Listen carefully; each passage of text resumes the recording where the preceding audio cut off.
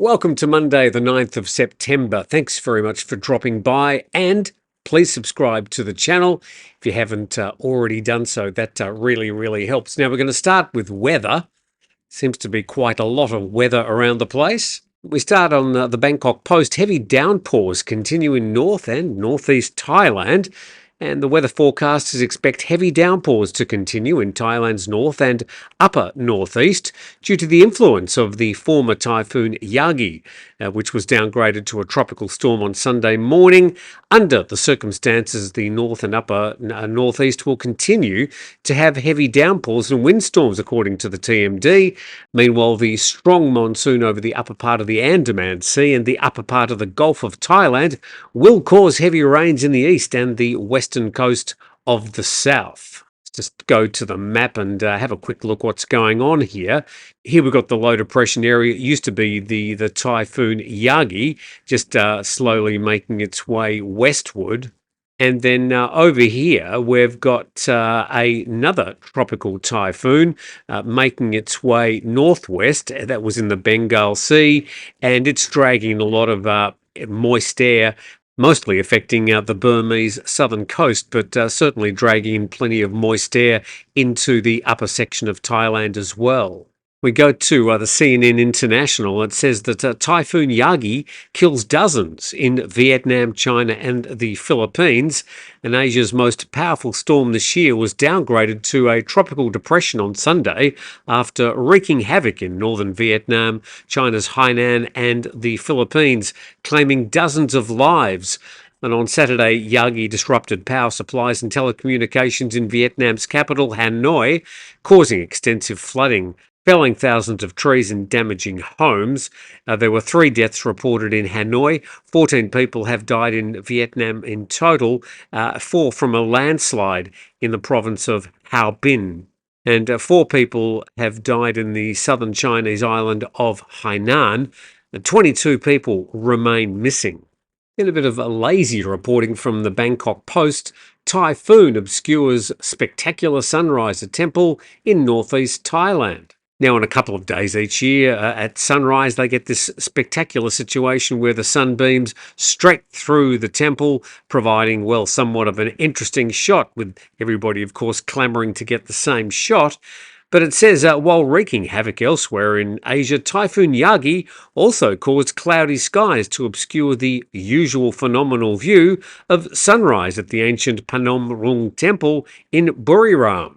Now, it wouldn't have been as sexy a headline if it just said, overcast skies obscured the sunrise, but no, they had to drag the typhoon into the story. And about 200 Thai and foreign tourists gathered at the historical site in Chalern Prakayat district on Sunday morning, expecting to see the rising sun through the 15 gates of the temple ruins between 6 and 6:15, only for their hopes to be dashed by cloudy skies. And that's really where they should have left the story. Let's check the map.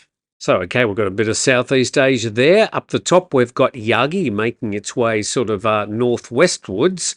And 1,000 kilometres south, we've got a circle there where this particular temple is, right near the border of Cambodia.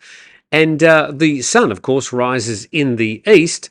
So, in fact, the typhoon, or at that stage it was only a tropical depression, had, well, literally nothing to do with the fact that they couldn't see the sun, except that, yes, they did have overcast skies. Okay, moving from the weather to the ETA, the Electronic Travel Authorisation, and the Pattaya News have had a bit of a hack at this one, and we're just trying to keep you informed with what is coming. This is a proposal at the moment, probably going to come in during December this year. Let's check some of the details. And over the past week, there's been a lot of discussion around proposals for an ETA system to enter Thailand. A lot of confusing and mixed information has come out, including some travel blogs that claimed it was already in effect. It's not, and that it's a surefire thing to arrive in December. Also a no, says the article. And the writer Adam Judd says it's important to note all this information is a proposal and preliminary, and as such highly subject to change, especially with a brand new government in place. And the system's introduction is part of a broader strategy to manage and monitor the influx of tourists while ensuring national security, according to the Thai government. And the ETA system's currently set for a limited pilot launch by December 2024, with full implementation expected by June next year. Now, unlike a visa, the ETA is more akin to a digital authorization that must be obtained before travel. Sort of the visa you have when it's meant to be a visa exemption. It's a digital approval that facilitates entry through automated passport gates at immigration checkpoints, and the application for an ETA will be processed online via Thailand's official e-visa website. And while specific requirements for the ETA application are yet to be fully disclosed, including if longer-term visa holders coming and going may need one, well, other articles have specifically said that it will only be for people who are coming to Thailand on a visa exemption. The article says many countries we note have similar systems that work fairly well, like Malaysia and Singapore or the US. People are worried about Thailand overcomplicating the system or requiring excessive steps, information or details. Also worried about possible technical failures such as mystery rejections, as seen with the infamous Thailand Pass during COVID, or the immigration online check-in system, which is every 90 days. And the writer acknowledges the help of Anglo-Siam Legal with the information on the ETA. So it's not in place yet, and we're still waiting for details, and all we can do is keep you informed as those details slowly roll out.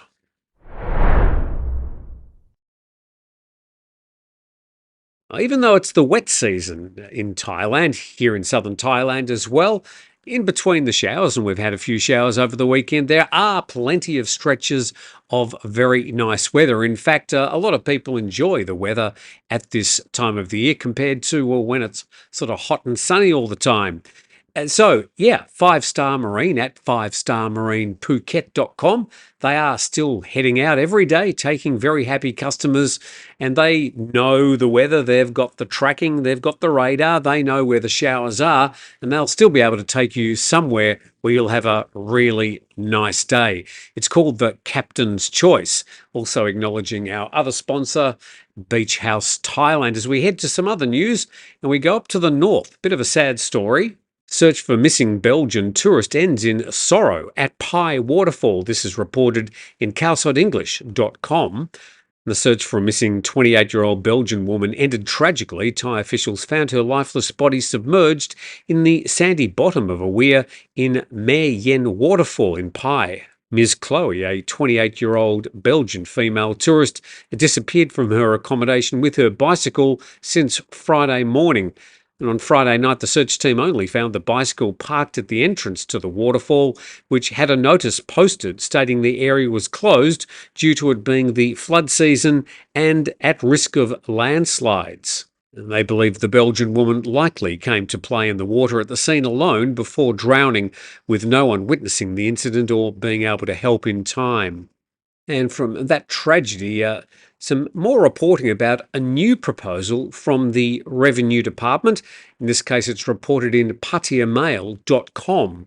The Thai Revenue Department is drafting new tax laws. We covered this quickly on Saturday morning, and the Director General of the Revenue Department has indicated to the Bangkok Post she's preparing significant new legislation. Now, you can find that Bangkok Post version published on Saturday. I'll put a link to this story in the description of the video. And under current rules effective January this year, Thais and foreigners residing here for 180 days or more in a calendar year will be taxed on foreign-sourced assessable income when such cash is remitted into the country, regardless of when sent. So there's been plenty written and spoken about that already, but there's a new proposal. But the Revenue Department's preparing to amend the law to collect tax from any Thai or foreign resident who derives foreign-based income even if they don't bring such income into Thailand. Basically saying that if you're a tax resident, in other words, you live in Thailand more than 180 days in a year, they're going to tax your income no matter where you make it, whether or not you bring it into Thailand. And the article says this is unprecedented. And some other Southeast Asian countries, including Cambodia, technically can tax the overseas income of resident aliens, but choose largely to ignore the issue, for now anyway. And that may or may not be the way that it's approached here in Thailand as well, enforcement always being a problem. But ignorance, of course, is no excuse. And at this stage, says the article, it's not obvious that the suggestion will receive the rubber stamp of the legislature. For example, many rich and influential Thais may dislike the notion of declaring their worldwide income wealth, which remains permanently overseas. And there's no timescale and no evidence that the latest proposal is under parliamentary consideration, even though it was first mooted last June. So, plenty of fodder there for a lot more panicky questions in forums around the country. And as soon as more things are announced, more details emerge, we will certainly bring that information to you. Thanks for watching today. Please subscribe to the channel. Hopefully, you're a bit more informed about some of the things happening in Thailand. And we do look forward to seeing you tomorrow.